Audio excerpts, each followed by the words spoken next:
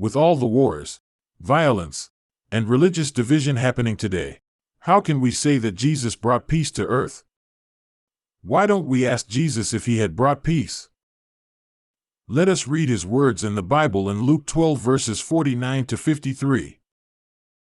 I have come to bring fire on the earth, and how I wish it were already kindled. But I have a baptism to undergo, and what constraint I am under until it is completed. Do you think I came to bring peace on earth? No, I tell you, but division. From now on there will be 5 in one family divided against each other, 3 against 2 and 2 against 3.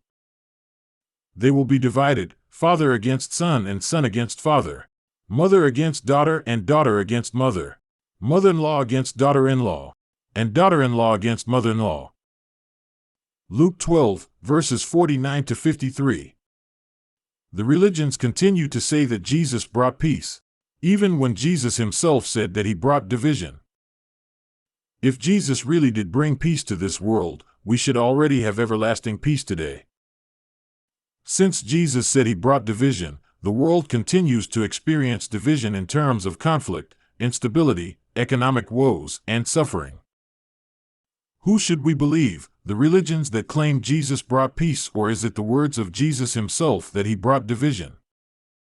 Know more by reading the Bible Revelations of the late teacher Evangelista on the website www.thename.ph.